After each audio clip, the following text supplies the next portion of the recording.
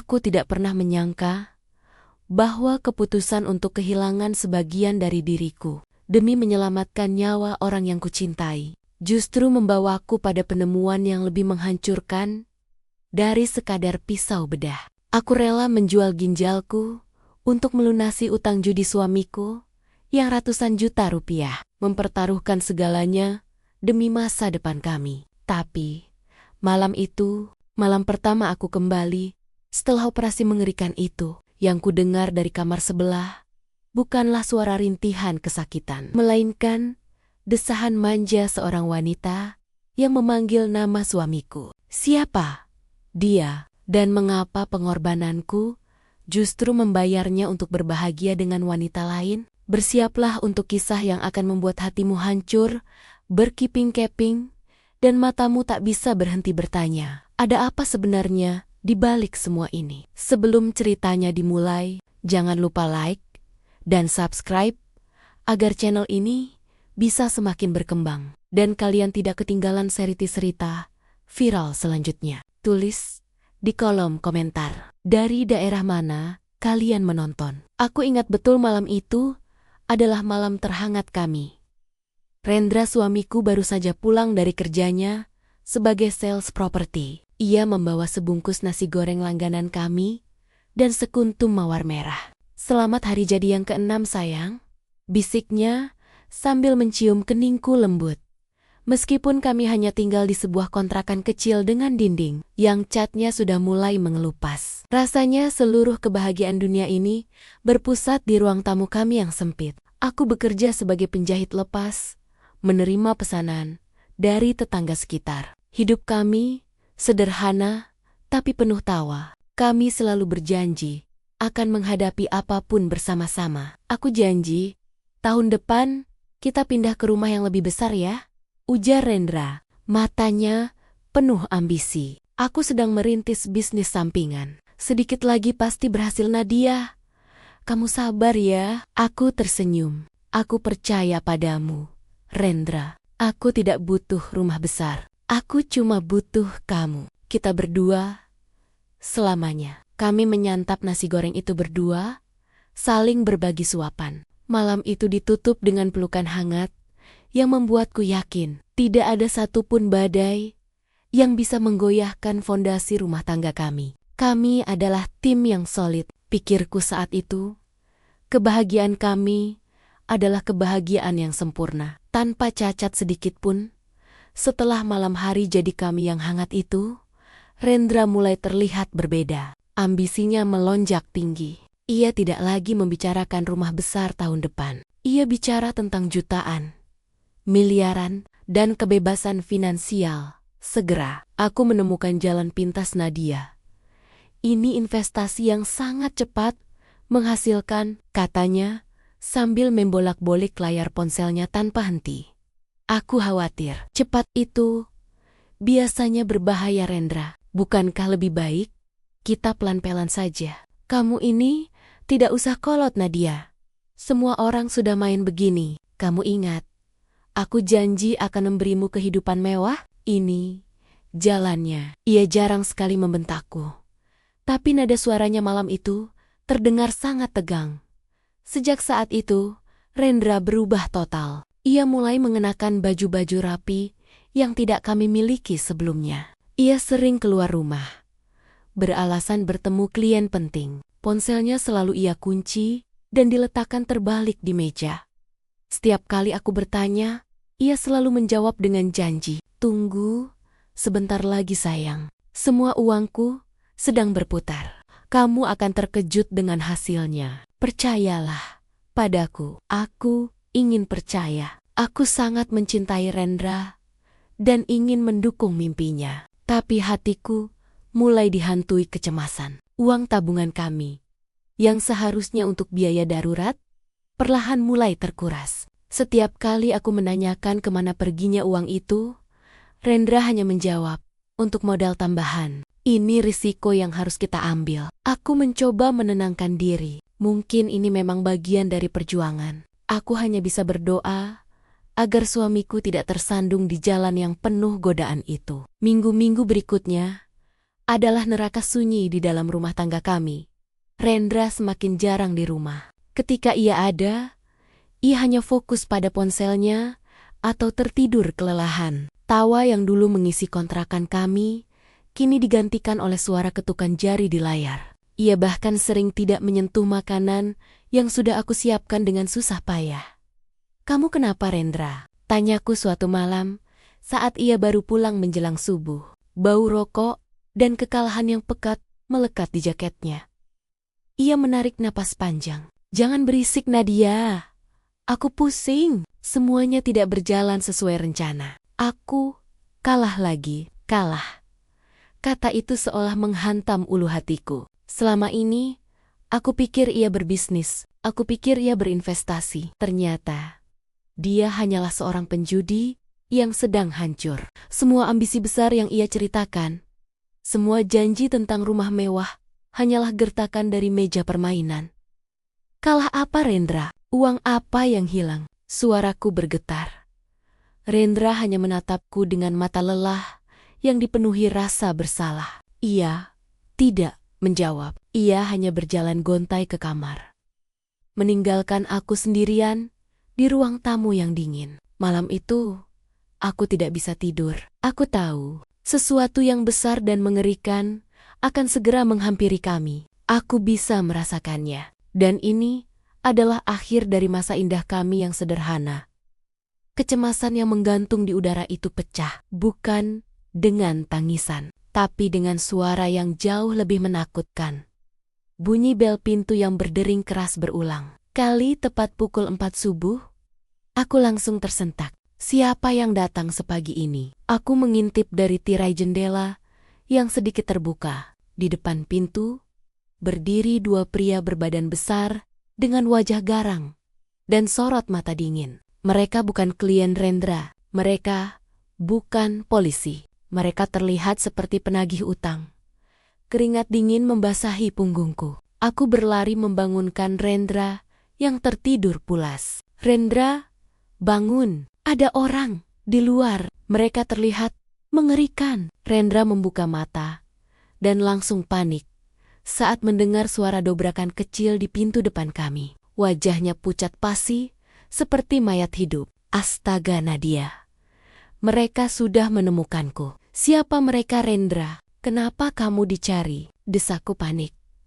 Hutang, judi online," bisiknya putus asa. "Aku kalah besar. Aku sudah mencoba meminjam kemana-mana, tapi tidak ada yang mau. Mereka mengancam akan mengambil rumah ini, akan mengambil segalanya, Nadia." Duniaku terasa runtuh. Kontrakan sederhana yang selama ini jadi tempat berlindung kami, kini diambang kehancuran. Aku menatap Rendra. Aku melihat bukan lagi suamiku yang ambisius, tapi seorang pria ketakutan yang telah mempertaruhkan seluruh masa depan kami hanya demi kesenangan sesaat. Di luar, suara itu semakin keras. Mereka mulai menggedor-gedor, menyebut nama Rendra dengan nada mengancam. "Keluar kau, Rendra, atau kami ambil paksa semua barang-barangmu." Saat itu juga, aku tahu bahwa mimpi buruk kami baru saja dimulai. Rendra menarikku ke belakang, tangannya gemetar. "Tolong jangan buka pintunya, Nadia. Aku akan cari cara. Aku janji. Sampai kapan kita harus sembunyi, Rendra? Mereka tidak akan pergi." Aku melihat ketakutan di matanya.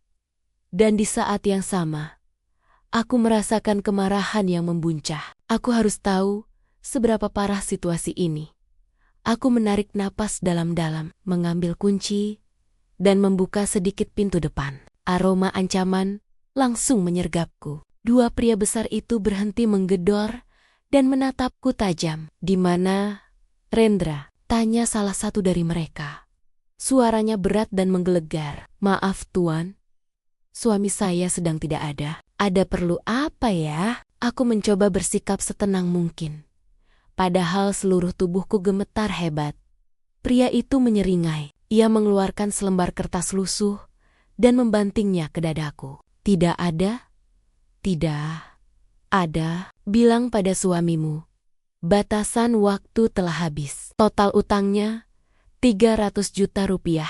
Kami beri waktu 3 hari. Kalau tidak lunas, rumah ini akan kami ratakan. Dan Rendra, dia akan tahu akibatnya. Kepalaku langsung pening. 300 juta rupiah. Angka itu jauh lebih besar dari seluruh tabungan dan aset yang pernah kami miliki seumur hidup. Itu adalah harga dari kehancuran kami. Kertas itu jatuh ke lantai.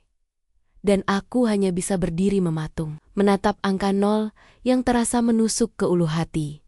Rendra, yang mengintip dari balik pintu kamar, menjerit tertahan saat mendengar nominal itu. Dia tahu kali ini dia benar-benar telah menghancurkan kami berdua setelah para penagih itu pergi. Suasana di kontrakan kami terasa seperti kuburan. Aku duduk di lantai, menahan air mata yang mendesak keluar. Sementara Rendra hanya bisa meremas rambutnya, menangis tanpa suara. Bagaimana bisa, Rendra? 300 juta rupiah? Tanyaku. Bukan lagi kemarahan yang kurasakan, melainkan kekecewaan yang tak terhingga. Aku pikir aku bisa menutup lubang yang satu dengan lubang yang lain, Nadia. Aku pinjam sana-sini. Aku online terus. Aku yakin aku bisa menang dan mengembalikan semuanya. Tapi, aku salah hitung. Ia memukul lantai, penuh penyesalan. Aku menatapnya dingin. Rasa cintaku tidak hilang. Tapi kepercayaan itu sudah runtuh berkeping-keping. Sekarang, bukan saatnya meratapi. Kami punya 3 hari untuk mencari solusi. Oke, Rendra, berhenti menangis. Aku berdiri, mengambil kertas ancaman itu. 3 hari, kita bagi tugas. Kamu hubungi semua relasimu, teman kerjamu, siapapun yang bisa membantu. Aku akan coba pinjam dari keluarga dan mencari barang berharga yang bisa dijual. Rendra menatapku dengan mata penuh harap. Kamu mau bantu aku, Nadia? Setelah semua yang aku lakukan, aku membantu diriku sendiri. Rendra, rumah ini juga rumahku. Masa depan ini juga masa depanku. Aku harus tegar untuk saat ini. Aku harus menjadi tiang penopang bagi dirinya dan bagi diri kami sendiri. Aku bertekad. Aku akan menyelamatkan kami berdua, apapun risikonya. Keesokan harinya, aku memulai perjalananku. Aku mendatangi satu persatu anggota keluarga besarku yang tergolong mampu. Aku menjanjikan segala yang aku punya. Cicilan tetap setiap bulan, jaminan perhiasan, bahkan janji akan bekerja rodi. 300 juta rupiah? Kamu pasti bercanda, Nadia. Kata-kata bibir Ratna terdengar tajam, menusuk telingaku. Aku bisa saja meminjamkanmu. Tapi ini uang judi suamimu. Itu sama saja kamu mendukung kebiasaan buruknya. Bagaimana kalau nanti dia ulangi lagi? Aku memohon. Aku berlutut. Aku menjelaskan bahwa ini bukan tentang Rendra lagi. Ini tentang kehancuran kami. Tentang ancaman yang nyata di depan mata. Semua menolak. Semua pintu tertutup rapat. Mereka bukan jahat. Mereka hanya terlalu takut. Atau mungkin mereka lelah dengan janji palsu yang sering dilemparkan Rendra selama ini. Sementara aku berjuang di luar. Rendra pulang ke rumah dengan wajah yang sama putus asanya. Semua temanku lari dariku. Nadia, tidak ada yang mau mengangkat teleponku. Mereka tahu aku sedang dalam masalah besar. Aku menatap jam dinding. Waktu terus berputar tanpa ampun. Sudah 1 hari terbuang sia-sia. Kami bahkan belum mendapatkan 1 juta rupiah pun. Aku kembali ke rumah dengan perasaan hampa. Satu-satunya barang berharga yang tersisa adalah cincin pernikahanku dan kalung peninggalan ibu. Aku harus menjualnya. Itu mungkin tidak seberapa. Tapi itu adalah satu-satunya peluru terakhirku sebelum aku benar-benar menyerah. Aku menatap cincin pernikahan itu lama sekali. Cincin yang menjadi simbol janji suci kami. Janji untuk hidup bersama dalam suka dan duka. Sekarang, janji itu harus aku tukar dengan uang tunai. Hanya untuk membayar duka yang diciptakan suamiku sendiri. Jangan, Nadia. Jangan jual itu. Pinta Rendra lirih. Itu kenangan kita. Kenangan apa, Rendra? Kenangan indah yang sudah kamu hancurkan? Suaraku terdengar pahit. Lebih baik kenangan ini hilang daripada nyawa kita yang terancam. Jangan naif. Kita butuh uang tunai secepatnya. Aku membawa kalung dan cincin itu ke toko emas terdekat. Nilainya jauh di bawah ekspektasiku. Hanya sekitar 20 juta rupiah. Angka itu terasa begitu kecil. Hanya setetes air di lautan utang 300 juta rupiah kami. Ketika aku menyerahkan uang hasil penjualan itu kepada Rendra, ia tidak mengambilnya. Ia hanya menunduk dan menangis. Aku gagal, Nadia. Aku suami yang gagal. Kamu berkorban semua. Sementara aku tidak bisa berbuat apa-apa. Katanya, kalau begitu, lakukan sesuatu, Rendra. Jangan hanya menangis. Aku meninggikan suaraku. Hubungi bos propertimu. Mintalah uang muka atau komisi besarmu sekarang juga. Buktikan padaku kalau kamu masih punya sedikit saja harga diri. Aku harus mendorongnya. Aku tahu hanya amarah dan keputusasaan yang bisa memberiku kekuatan untuk terus berjuang di sisa waktu ini.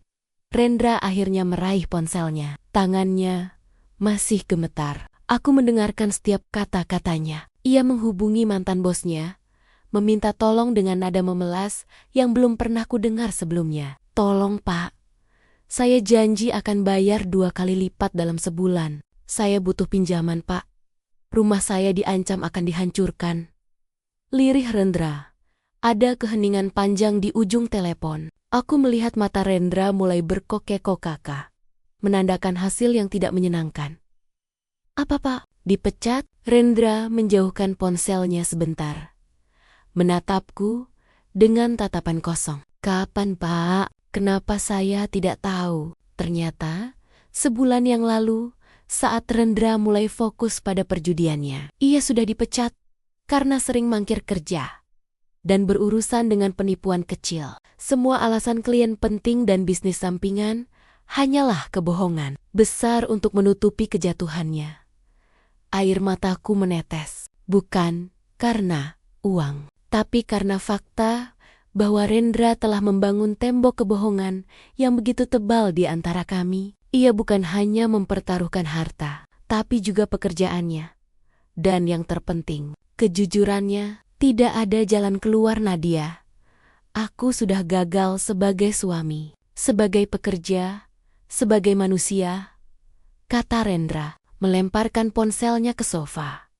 Tinggal 1 hari lagi sebelum batas waktu berakhir. 300 juta rupiah. Kami hanya punya 20 juta rupiah.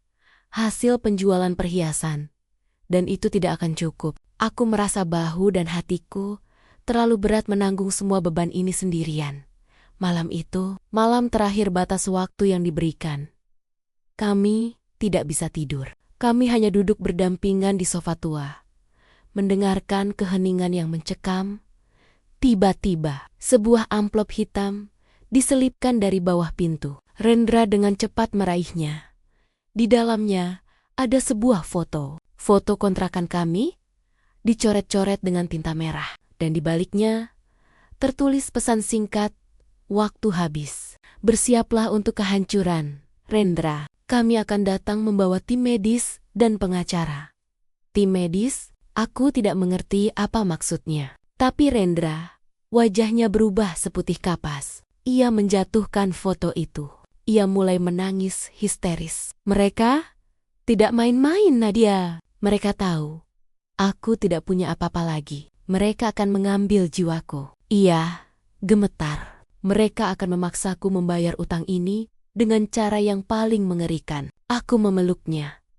Meskipun amarahku masih bergolak, aku tahu Rendra harus diselamatkan. Aku tidak bisa membiarkan pria yang pernah sangat kucintai ini dihancurkan oleh kesalahannya. Aku menjauhkan Rendra dan menatap lurus ke matanya. Tenang, Rendra. Mereka tidak akan menyentuhmu. Saat itu juga, di tengah malam yang dingin dan penuh teror, sebuah ide gila dan mengerikan muncul di benakku. Sebuah pilihan yang selama ini aku yakini hanya ada di film-film gelap. Demi harga diri dan nyawa suamiku, aku harus mengambil langkah ekstrem yang sangat pribadi. Aku harus mencari jalan keluar sendiri. Setelah menenangkan Rendra yang lelah dan putus asa hingga tertidur, aku bangkit dan menyalakan laptop butut kami. Aku tidak mencari pinjaman online lagi. Aku mencari sesuatu yang lebih spesifik, lebih gelap, dan lebih menjanjikan uang dalam jumlah besar dan cepat. Dengan tangan gemetar, aku mengetikkan kata kunci. Organ dijual, cepat, aman. Seketika itu juga muncul berbagai tautan forum rahasia dan kontak tersembunyi. Aku tahu aku memasuki dunia yang sangat berbahaya. Tapi aku tidak punya pilihan. Jantungku berdebar tak karuan saat aku membaca sebuah postingan yang terlihat profesional. Postingan itu menawarkan imbalan uang tunai dalam jumlah yang setara dengan 300 juta rupiah untuk pendonor yang cocok. Jumlah yang sempurna, yang bisa menyelesaikan semua masalah kami dalam sekejap. Persyaratan utamanya sangat jelas. Pendonor harus sehat secara fisik. Dan prosesnya dilakukan secara cepat, rahasia, dan di luar prosedur resmi. Organ yang paling banyak dicari adalah ginjal. Aku menatap sisi kiriku. Ginjal. Pengorbanan yang begitu besar. Pengorbanan yang akan mengubah hidupku selamanya. Aku menarik napas panjang. Aku membayangkan wajah Rendra yang ketakutan. Aku membayangkan rumah kami rata dengan tanah. Aku membayangkan kami berdua hidup dalam pelarian selamanya. Tidak, aku tidak akan membiarkan itu terjadi. Aku akan menanggung penderitaan ini sendiri. Aku akan menjadi penyelamat dalam rumah tangga kami. Aku segera membalas kontak itu. Aku telah membuat keputusan paling gila dan paling menyakitkan dalam hidupku. Dalam beberapa jam, aku mendapat balasan. Komunikasi kami sangat singkat dan terorganisir. Hampir tidak manusiawi. Aku berinteraksi dengan sebuah nama samaran yang memperkenalkan diri sebagai Tuan Bayu. Tuan Bayu memintaku mengirimkan hasil tes kesehatan terakhirku, yang untungnya masih tersimpan dari pemeriksaan umum tahun lalu. Dia juga meminta foto diri dan KTP.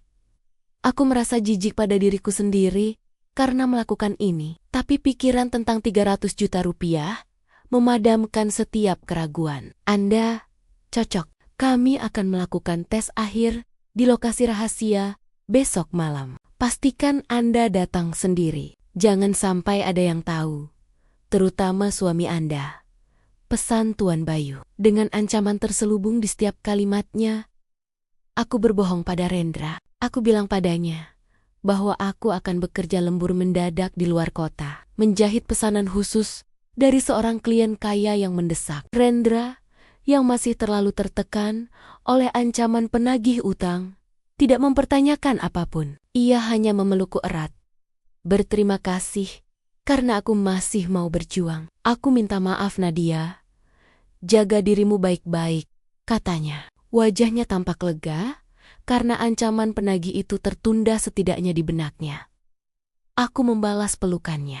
Merasakan kehangatan yang mungkin sebentar lagi akan menjadi kenangan pahit. Aku menyembunyikan rasa sakit yang kurasakan. Aku menjual sebagian dari diriku, bukan demi kemewahan, tapi demi menyelamatkan Rendra dari lubang yang ia gali sendiri. Aku menatap matanya, berjanji pada diriku sendiri bahwa ini adalah pengorbanan terakhirku untuknya. Malam harinya, aku menuruti semua instruksi Tuan Bayu. Aku dibawa ke sebuah bangunan tua di pinggiran kota, jauh dari keramaian. Tempat itu terasa dingin, lembab, dan sangat menakutkan. Di sana, seorang dokter tanpa nama dan 2 asisten medis melakukan pemeriksaan cepat. Anda sehat, operasi bisa dilakukan lusa. Kata dokter itu singkat, tanpa ekspresi. Aku hanya mengangguk. Lidahku terasa keluh. Sebelum operasi, Tuan Bayu datang. Ia tidak menunjukkan wajahnya, hanya siluet di balik cahaya remang-remang. Di tangannya ada sebuah koper hitam besar, uang muka. 100 juta rupiah, katanya. Menaruh koper itu di hadapanku. Sisanya 200 juta rupiah akan ditransfer ke rekening yang Anda berikan setelah Anda pulih. Dan semua berjalan lancar. Ini janji kami. Tapi ingat, kalau Anda berani bicara, seluruh hidup Anda dan suami Anda akan hancur. Aku membuka koper itu. Kilauan tumpukan uang tunai di dalamnya terasa asing dan memuakan. Uang itu didapat dengan harga yang sangat mahal. Sebagian dari jiwaku. Aku mengambil ponselku, menyalakan data, dan dengan tangan gemetar, aku mentransfer 100 juta rupiah itu langsung ke rekening penagih utang yang tertera di surat ancaman Rendra. Sisanya, aku gunakan untuk mengamankan sisa tagihan kecil. Aku menulis pesan singkat kepada Rendra, pura-pura mengirim pesan dari klien besarku. Utangmu beres, sudah dibayar oleh penyokong dana rahasia. Jangan tanya siapa, berhentilah mencari masalah.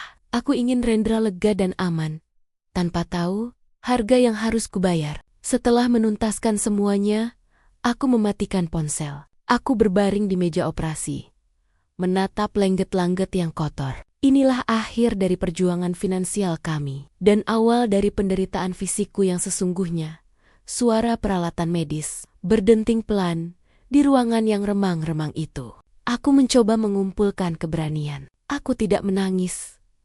Aku hanya menutup mata dan membayangkan wajah Rendra di saat ia masih mencintaiku. Saat kami pertama kali berbagi mimpi di kontrakan kecil kami, aku menggunakan kenangan itu sebagai benteng terakhirku melawan rasa takut yang mencekik. Dokter mendekat, menyuntikkan sesuatu di lenganku. Rasa kantuk yang sangat berat mulai menyerbu. Sebelum kesadaranku benar-benar hilang, aku bergumam dalam hati. Ini demi kita, Rendra. Aku berharap kamu bisa menghargai kesempatan kedua yang aku berikan ini. Saat aku membuka mata lagi, seluruh tubuhku terasa lumpuh. Dan ada nyeri yang tak tertahankan di sisi kiriku. Aku merasakan perban tebal melilit pinggangku. Operasi telah selesai. Aku telah kehilangan 1 ginjal. Dan sebagai gantinya, aku mendapatkan kebebasan dari utang 300 juta rupiah dan rasa sakit yang tak terlukiskan. Aku hanya diberi waktu 2 hari untuk pulih di tempat itu. Setelah itu, aku harus kembali ke rumah dan melanjutkan hidup seolah tidak terjadi apa-apa. Pada pagi hari kedua, Tuan Bayu mengirimkan sisa uang 200 juta rupiah ke rekeningku sesuai janji. Aku kini kaya raya, tapi dengan harga yang teramat mahal. Aku melihat diriku di cermin. Wajahku pucat, langkahku tertatih. Aku bukan lagi Nadia yang dulu. Aku adalah Nadia, si penukar organ. Dengan sisa kekuatan yang kumiliki, aku memutuskan untuk pulang. Aku ingin segera melihat Rendra, melihat raut lega di wajahnya, dan berharap pengorbananku ini benar-benar bisa membawa kami kembali ke jalur kebahagiaan. Aku sampai di kontrakan kami pada sore hari. Tubuhku masih lemah, dan setiap langkah terasa menyakitkan. Kunci berputar di lubang pintu. Kontrakan itu sunyi. Aku masuk, dan langsung merasakan keanehan. Rumah itu rapi, tapi terasa kosong. Rendra sedang duduk santai di sofa, menonton televisi. Ketika melihatku, ia tidak berlari menghampiriku dengan pelukan hangat. Ia hanya menoleh, terkejut, dan kemudian kembali ke televisi. Kamu sudah pulang, Nadia? Cepat sekali lembur kerjanya, katanya datar. Aku berusaha tersenyum, menahan nyeri di perut kiriku. Iya, Rendra, semuanya lancar. Kamu sudah lihat pesanku? Utang kita sudah lunas. Rendra mengangguk. Ya, aku lihat. Syukurlah. Aku tidak tahu siapa klien besarmu itu. Tapi terima kasih banyak, Nadia. Kamu memang penyelamatku. Ucapannya terdengar seperti formalitas, tanpa ada emosi tulus yang kuharapkan. Setelah semua yang kulakukan, aku mengharapkan air mata kelegaan, pelukan yang erat, atau setidaknya satu pertanyaan tentang bagaimana keadaanku setelah lembur panjang itu. Tapi yang kudapat hanyalah sapaan dingin. Aku berjalan tertatih menuju kamar. Aku akan istirahat sebentar, Rendra. Aku sangat lelah, kataku. Rendra bahkan tidak menoleh. Iya, istirahat saja sana. Aku sedang serius menonton, jawabnya. Hatiku mencelos. Rasa sakit fisik karena operasi jauh lebih ringan daripada rasa sakit yang ditimbulkan oleh sikap dingin Rendra. Aku masuk ke kamar, merebahkan diri, dan mencoba meyakinkan diri bahwa Rendra hanya terlalu lelah dan tertekan. Aku memaksakan mata terpejam, mencoba mengabaikan denyutan nyeri di sisi tubuhku. Kelelahan osteoporosis membuatku jatuh ke dalam tidur singkat yang tidak nyenyak. Sekitar tengah malam, aku terbangun. Aku merasa haus sekali. Aku mencoba bangkit. Setiap gerakan terasa seperti tusukan jarum. Aku harus berjalan pelan, berpegangan pada dinding untuk menuju dapur yang letaknya dekat dengan ruang tamu.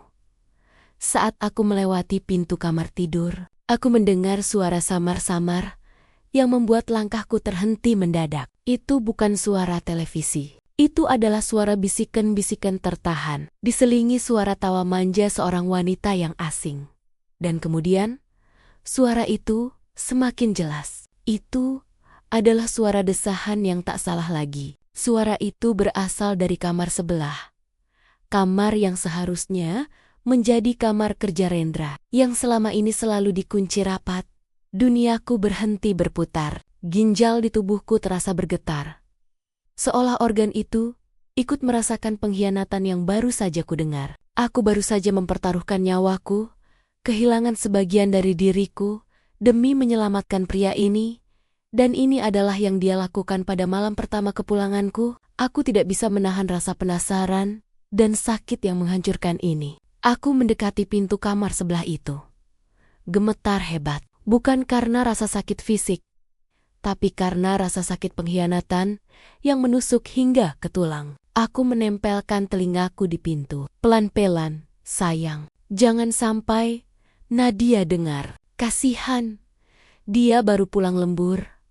Suara Rendra terdengar, penuh kehangatan yang tidak dia berikan kepadaku. Memangnya dia peduli? Dia kan sibuk cari uang untuk menutupi hutangmu. Hani, jawab suara wanita itu, diiringi tawarannya yang membuatku merasa seperti mayat hidup.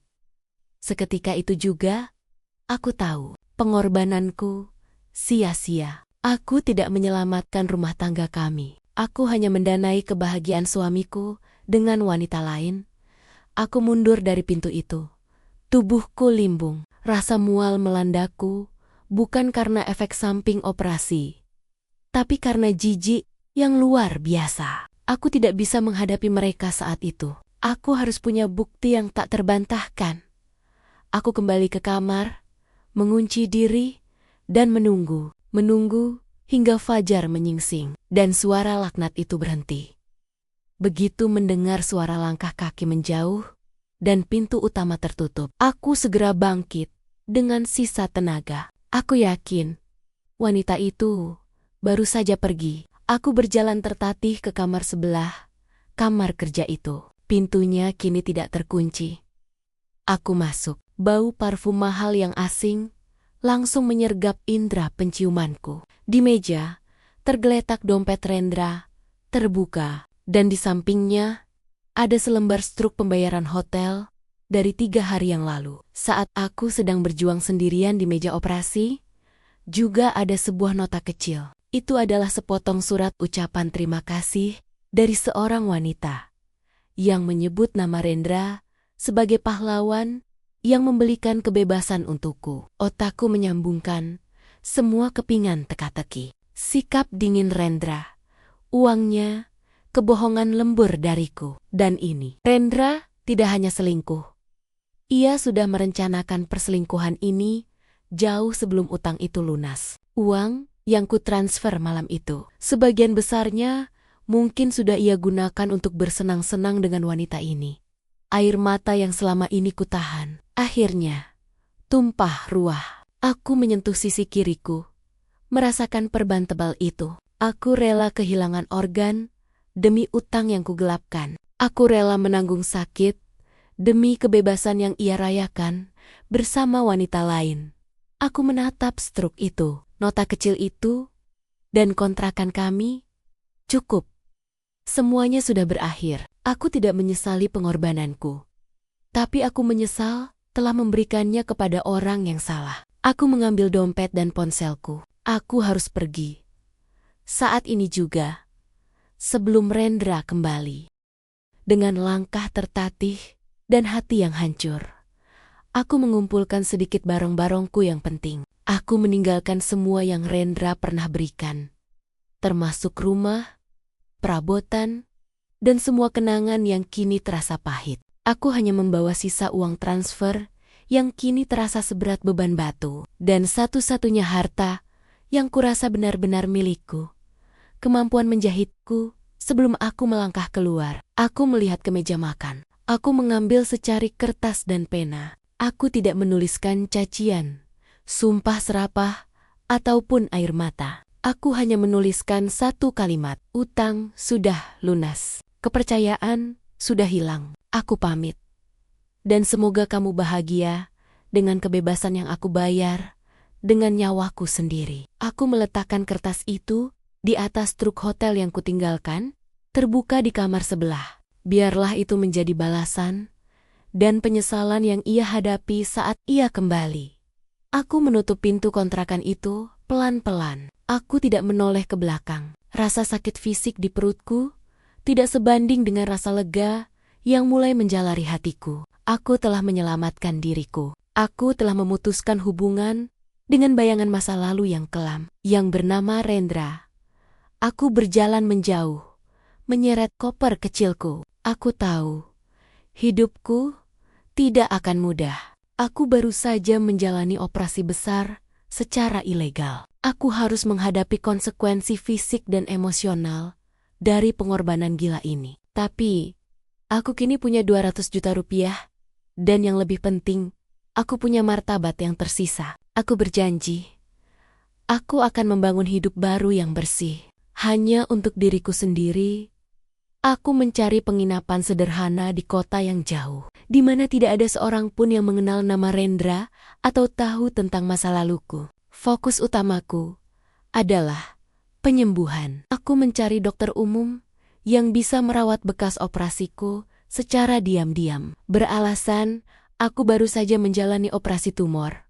Masa-masa pemulihan itu berat. Aku sering merasa lemah dan kesepian. Aku sering bertanya-tanya, apakah pengorbananku itu benar-benar sepadan? Jawaban pahit selalu muncul. Aku kehilangan satu organ, tapi aku mendapatkan kembali hidupku. Aku mulai menggunakan sisa uang itu dengan bijak. Aku menyewa kios kecil dan membeli mesin jahit yang lebih modern. Aku kembali ke keahlian asliku, menjahit. Setiap jahitan yang kubuat, setiap helai kain yang kusatukan, terasa seperti menyatukan kembali kepingan hatiku yang hancur. Aku tidak lagi menjahit untuk membayar hutang atau menopang ambisi orang lain. Aku menjahit untuk diriku sendiri. Aku menjahit untuk masa depanku.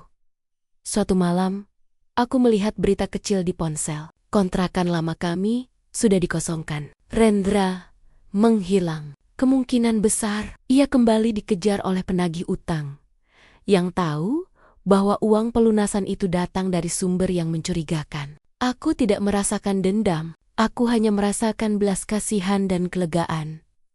Aku telah lolos. Aku telah keluar dari lingkaran kehancuran. Pengorbanan yang kubuat di meja operasi itu adalah harga tebusan untuk kebebasanku sejati. Aku belajar bahwa cinta buta bisa menghancurkan, tapi cinta pada diri sendiri adalah kekuatan paling besar untuk bangkit. 1 tahun kemudian, kios menjahitku kini sudah menjadi butik kecil yang ramai. Aku tidak lagi mengandalkan Rendra atau janji-janji palsu. Aku punya penghasilan sendiri, kesehatan yang stabil, meski harus lebih menjaga diri, dan yang terpenting, aku punya kedamaian. Suatu sore, saat aku sedang menutup butikku, seorang pria parubaya datang. Ia ternyata adalah seorang dokter, yang juga mantan pasien di rumah sakit tempat aku berobat secara rahasia. Ia mengenali bekas lukaku dan melihat keberhasilanku. Kamu telah membayar harga yang sangat mahal, Nona Nadia, katanya, Suaranya penuh empati. Tapi kamu mengubah rasa sakit itu menjadi keberanian yang luar biasa. Aku tersenyum tulus. Saya kehilangan satu ginjal, dokter, tapi saya menemukan seluruh diri saya kembali. Aku tidak mendapatkan happy ending seperti yang dibayangkan di film-film. Suami yang bertobat, kembali berpelukan, dan hidup kaya raya. Aku mendapatkan happy ending yang jauh lebih nyata. Kebebasan finansial dan emosional. Aku masih mengingat Rendra. Aku mengingat kebodohan dan kebaikannya yang dulu. Tapi kini, ia hanyalah sebuah babak gelap yang telah kututup rapat. Uang yang aku dapatkan dari pengorbananku, kini kujadikan modal untuk hidup. Uang itu bukan lagi simbol utang, melainkan simbol bahwa aku mampu membayar harga termahal demi menyelamatkan diri sendiri. Inilah kisahku. Kisah tentang pengorbanan yang sial-sial di mata cinta, tetapi menjadi jembatan menuju martabat. Jika ada yang bertanya, apakah pengorbanan itu sepadan? Jawabanku tegas. Ya, karena aku telah menukar organ tubuhku dengan kesempatan kedua untuk mencintai. Bukan lagi seorang suami, melainkan diriku sendiri seutuhnya.